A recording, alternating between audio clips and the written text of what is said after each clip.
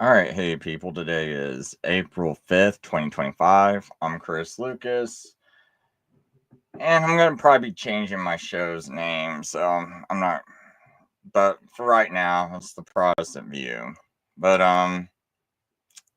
I'm thinking about changing it just because people are so triggered by the word Protestant and have so many misconceived ideals. And they think, John Calvin and Martin Luther are Protestant, and I don't really consider them to be honest. But anyway, a few days ago, I made this post, and I think some people got offended because they didn't understand why I wrote this at the bottom. Because I said any other dates is just a bunch of fake Jew nonsense. And someone, or a couple of people, looked like they got a little offended when I said that. And before I go into the calendar, I just want to say the main reason why I decided to make this video is to help people understand the biblical calendar really simple, because I think I can explain it in 5 minutes. And this is like it will be so simple, and it'll be unexcusable for anyone to get it wrong after this. Okay. But I wrote this because I was getting upset at people kicking me out of groups, right?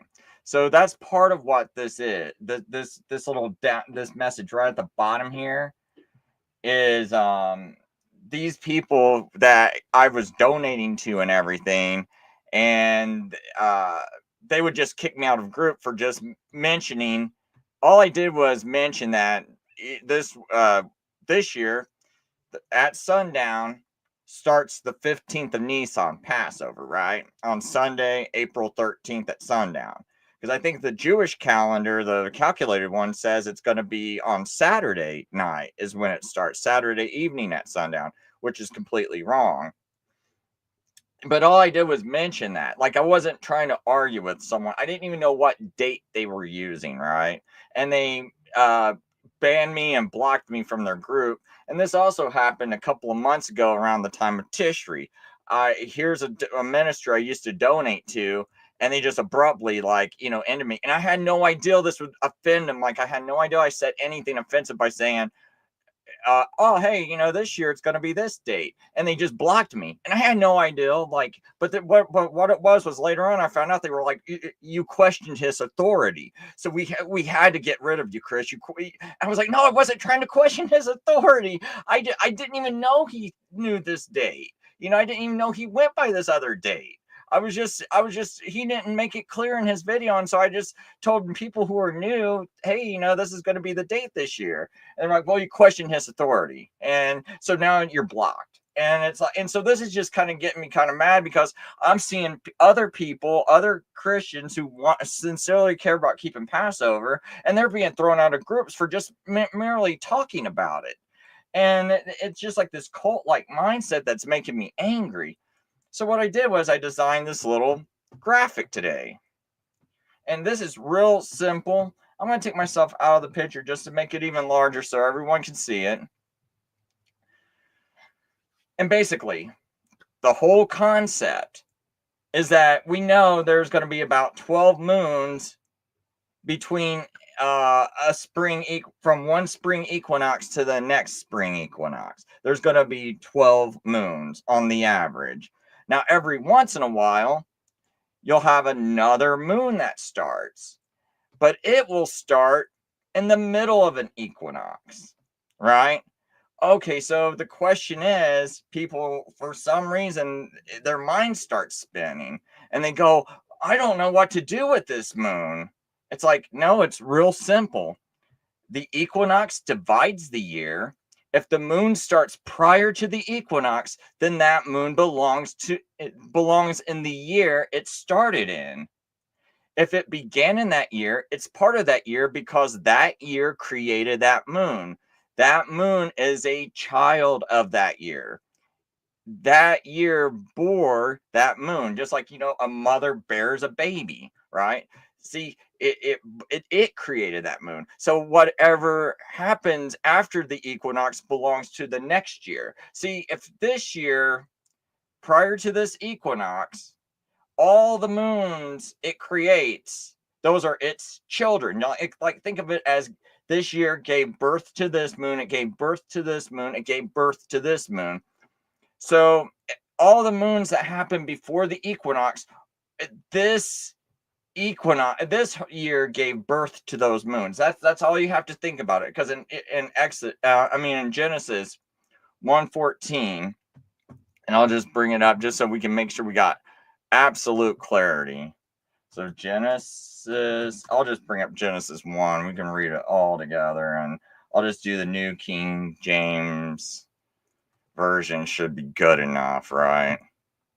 And we'll just go to, whoops, why didn't it, that's weird. Why didn't it bring that up when I clicked that link? Anyway, so we'll just go down to verse 14, because it tells you, there's no other passages in the entire Bible that tells you what a year and what a day is, but Genesis does. So in Genesis 14, it says, then God said, let there be lights in the firmament of the heavens to divide the day from the night, and let them be for signs and seasons and for days and for years, and let them be for lights in the firmament of the heaven to give light on earth. And it was so. And God made two great lights, the greater light to rule the day and the lesser night to rule the night. And he made the stars also. And he set them in the firmament to give light on earth, and to rule over the day and to rule over the night, and to divide the light from the darkness. And it was good. So the equinox, what does that do? That's when there are equal parts of day and night, right? So that's like the division of the year, right? And we know, like after the flood, God said, when you do your religious calendar, you're going to start from the spring equinox from now on. And so now we know the equinox is what is used to divide a year, because this is all we're given to make days and years and seasons, right? So if this is all there is, then why are we using anything else? Because this is what God says. So we don't see barley here, because I see some people go, oh, we should go look at the barley. No barley in here. He didn't say he gave barley to be for days and for signs and seasons and days and years. It's the lights in heaven. So if the lights in heaven are for days and years, then okay, what's the word month based off of? The word month is based off of moon, right? And when we got this Gregorian calendar, we just got it in our heads that they can just chop up a 30 or 31 day month and just make a solar calendar. But that's not really where the word month comes from. It comes from the word moon. And so a year typically had about 12 moons in it, and a leap year would have 13 moons in it. So you would have days that are, years are typically about 354. And if you would have a leap year, which has 384, just about, give or take one day, right? And so basically that 384 year day, 384 day year would keep everything in sync. And over the course of 19 years, you're always going to have 7 leap years, and everything's going to stay perfectly in sync, and your seasons will stay perfectly in sync with all of this, right? And so you don't need to really do anything else, because these lights are already signs for the seasons. So you don't need anything else. And it's really as simple as just think of the concept of a year giving birth to something, and it gives birth to moons, right? So as soon as that equinox happens, if whatever moon comes after that equinox, that's an entirely new year. And then any moon created after that equinox, that means birth is given out to that, right? So once this happens, this equinox, so if the equinox happens before another moon, then these all these moons belong to that equinox, right? Now, if there was one more moon that started to happen, like let's say, see down here, I have the equinox happening. Let's say it happens at any point within this moon right here, then that's going to be the 13th moon of this year, because this year gave birth to that moon. So that moon belongs to that year. That's all you have to think about it in those kinds of terms, is that this year gave birth to that moon. So that moon belongs to this year. Now, if it happens afterwards, then okay, this moon happens afterwards, and the crescent, and that's okay. It's built off of a sighted calendar for anyone that's really new to this. So the lights in the sky would be what determines your timing of everything, right? So if you don't see lights in the sky, you can't really determine anything. That's why you wait for a crescent moon. So in the Bible, when it says new moon, it's a crescent moon, not because like in today's terminology, just like we don't start most people don't think you start a day until midnight. Well, in today's terminology, they got the new moon being when the moon's absolutely black.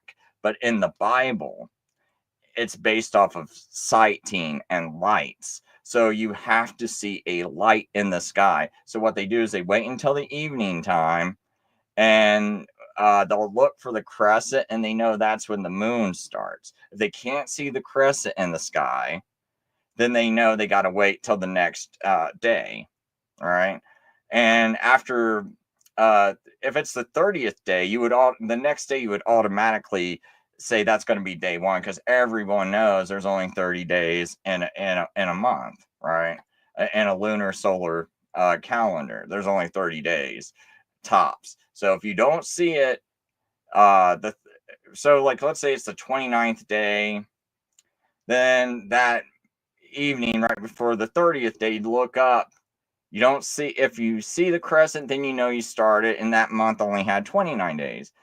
But if you don't see the crescent, you'd wait one more day. And even if there's cloud cover or something, you still go ahead and know it starts that day, because it always starts on the 30th day. So it's pretty simple. There's really not much more to do. You know, like I said, I kept this under about 5 minutes of explaining this, right? I don't think there's any other reason to argue about this. So when you have all these people pulling you around all these different directions, don't let them do it. To me, they're lying to you. One more thing is, I do have, well, did I put his slide on here? Probably not. If anyone wants a lot of more detailed information, now I just ran through how you can tell the calendar simply, but if you go to biblicalcalendar.org, and I put this in the description, this is Herb Solinsky's site. He's someone with I think he's got high degrees in mathematics. He speaks about 3 different languages: German, English, and Hebrew. He has 40 years of studying the biblical calendar. I think he's the top expert ever in the biblical calendar. And I had him on my show twice. You know, if anyone wants to watch those shows, or if you just want to go to his website and read his material, this is the site you go to, biblicalcalendar.org. I guess one more thing is, this year, if you want to know the date of Passover, it's going to be Sunday, April 13th at sundown. And I am willing to argue, debate with anyone on this. There's no, like, to me, there's just no reason to get this wrong, because the calendar, like I said, I think that the way I explained it is about the most simplest way you'll ever hear someone explain it. And just to know the whole concept of having the equinox divide a year, right? And then whatever happens within that equinox. So if a moon starts and it's like, okay, let's say we know the equinox is March 20th, right? or somewhere around there, give or take a day, right? So, like, equinox happens around March 20th on the Gregorian calendar. Um, if the moon, if you can see a lit moon at any part, unless it's maybe the very start of a crescent, if it's the start of the crescent, then it belongs to it belongs to the new year. But like, let's say it's the moon's like half full, a quarter full, um, that belongs to that previous year. And so what you got to do is you got to wait till the next moon, and then that's going to be the first moon of the new year, first month of the new year. And it's, another way to think about this is, why would you have a moon that's part of two different years? And the equinox represents the dividing line of 2 years. So it doesn't make sense to have a moon that's part of two different years. So that's why the calendar is created the way it is, and it stays in sync. You'll always have your barley ripe and being able to be harvested as long as you keep this calendar. It stays in sync. There's biblical records. There's records of all sorts of societies, all the way to the time of the flood, where various cultures kept the same calendar, and it works pretty much the same way. And I don't know why people want to make this into an issue where you want to divide, kick people out of groups for it. And then a lot of these people, they don't even simplify it. They don't even dumb this down. They make it like some kind of complex thing. And it's like, well, how did you read that out of whatever book you read that out of to understand that you're to calculate a moon any other way? Like, I don't get this stuff. So that's my video. I want to keep it simple. I might start up another stream about something else later.